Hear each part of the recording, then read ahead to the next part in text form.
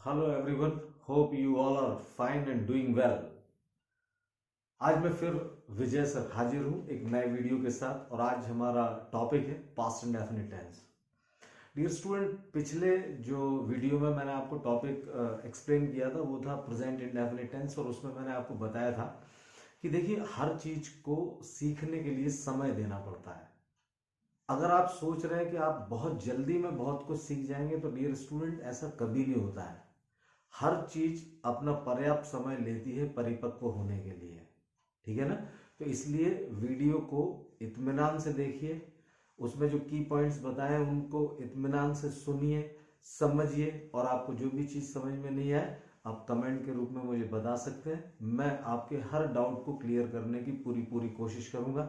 मेरा उद्देश्य ही है कि ये जो वीडियो मैं बना रहा हूं ये सिर्फ आप लोगों के ज्ञान में वृद्धि करने के लिए बना रहा हूं और अगर आप इनसे नहीं सीखे तो मेरा परिश्रम व्यर्थ है। आई होप कि आप मुझे निराश नहीं करेंगे, आप वीडियो को अच्छी तरह से देखेंगे, इसे समझेंगे और अपने आने वाले एग्जाम्स में जरूर सफलता हासिल करेंगे। तो आइए लौटते हैं अपने वीडियो पर, अपने टॉपिक पर।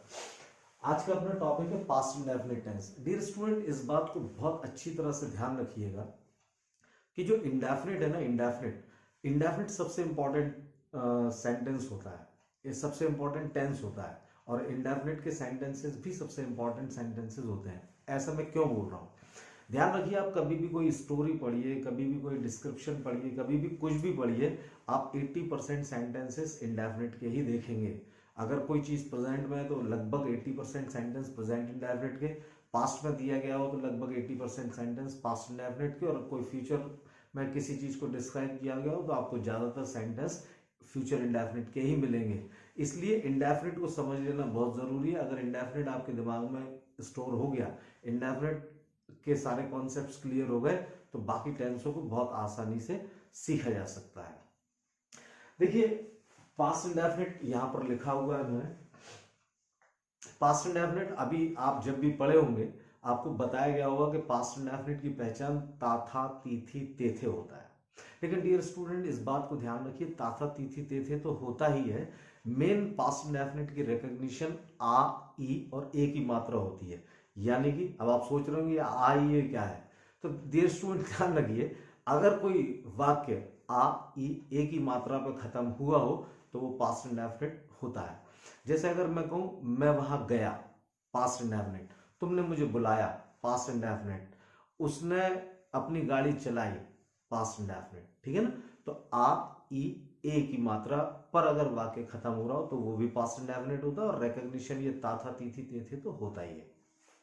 अब देखिए कुछ की पॉइंट्स देख लेते हैं। कल मैंने आपको जब प्रेजेंट इंडेफिनिट पढ़ाया था तो मैंने आपको बताया था कि देखिए प्रेजेंट इंडेफिनिट के एफर्मेटिव वाक्य में हेल्पिंग वर्ब का प्रयोग होता नहीं है।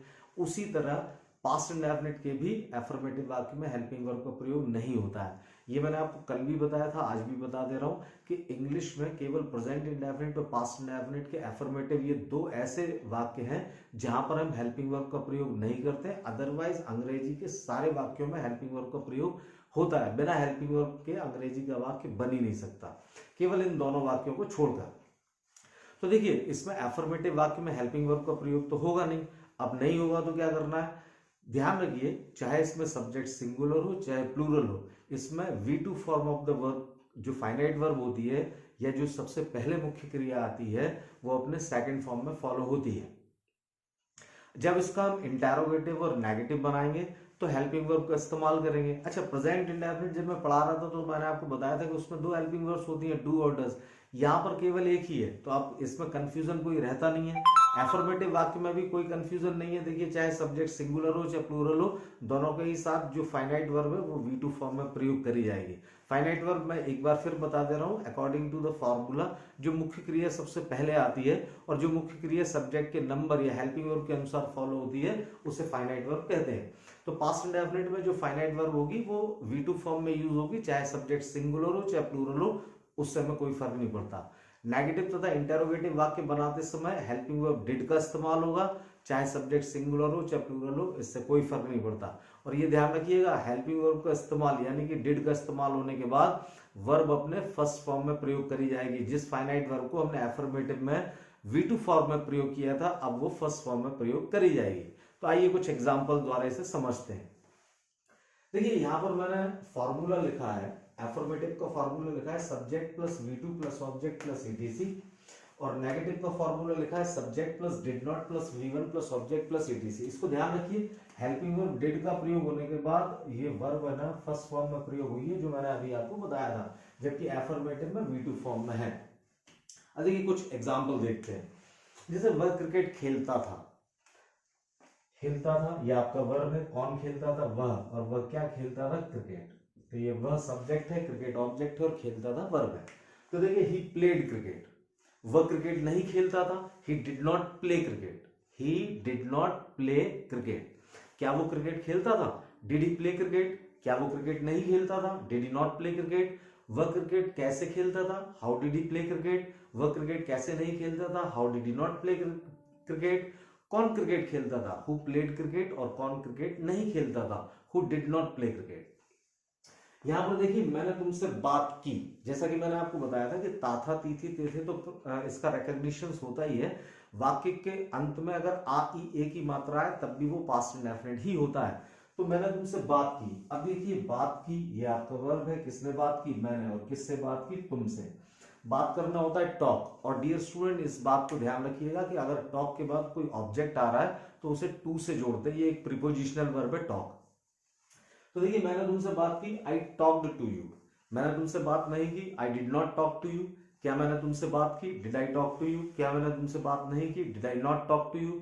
मैंने तुमसे बात क्यों की, why did I talk to you. मैंने तुमसे बात क्यों नहीं की, why did I not talk to you. किसने तुमसे बात की, हु टॉक्ड टू यू, और किसने तुमसे बात नहीं की, who did not talk to you. ये मैंने आपको बताया। कुछ और एग्जाम्पल भी देख लेते हैं। जैसे वो यहां आया, ही केम हियर। वो यहां नहीं आया, he did not come here. क्या वो यहां आया, डिड ही कम हियर।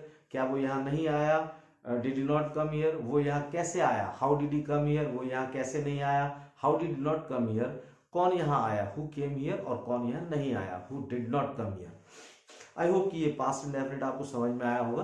अब देखिए प्रेजेंट इंडेफिनिट पढ़ाते समय मैंने आपको एम्फेटिक सेंटेंस बताया था, पास्ट इंडेफिनिट में भी एम्फेटिक सेंटेंस बता रहा हूं। एम्फेटिक सेंटेंस होते क्या है, ऐसे वाक्य जो जोर देकर बोले जाते हैं, ठीक है ना।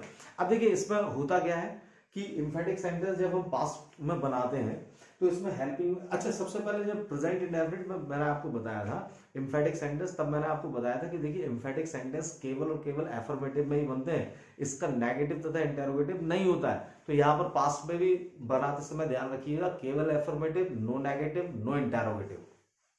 यह देखिए इसका फॉर्मूला जो होता है वो होता है subject plus did plus V1 plus object plus ETC, ठीक है ना। तो सब्जेक्ट इसमें एफर्मेटिव वाक्य में ही हेल्पिंग वर्ब का प्रयोग करते हैं और यही इसकी रिकॉग्निशन होती है। अगर डिड का प्रयोग एफर्मेटिव वाक्य में किया गया है तो ध्यान रखिए ये एम्फेटिक है, और डिड का प्रयोग एफर्मेटिव वाक्य में नहीं किया गया है, V2 का प्रयोग किया गया है, तो वो पास्ट इंडेफिनिट का एफर्मेटिव है।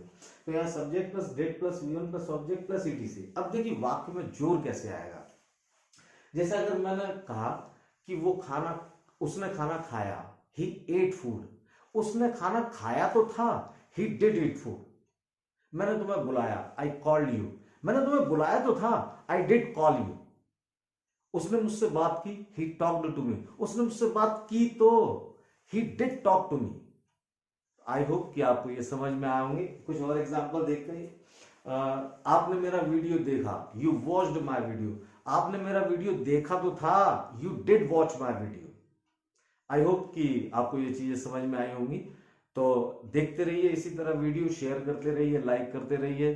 चैनल को अगर आपने अभी तक सब्सक्राइब नहीं किया है तो उसे जाकर सब्सक्राइब कर लें, ताकि सारी की सारी जो मैं नई वीडियो बनाता हूं उसमें जो नए नए टॉपिक्स लाता हूं वो सारी चीजें आप देख सकें और आप उसे ग्रहण कर सकें। बाकी खुश रहिए, मस्त रहिए, प्रसन्न रहिए, मुस्कुराते रहिए, मेहनत करते रहिए और सफलता के पथ पर अग्रसर होते रहिए।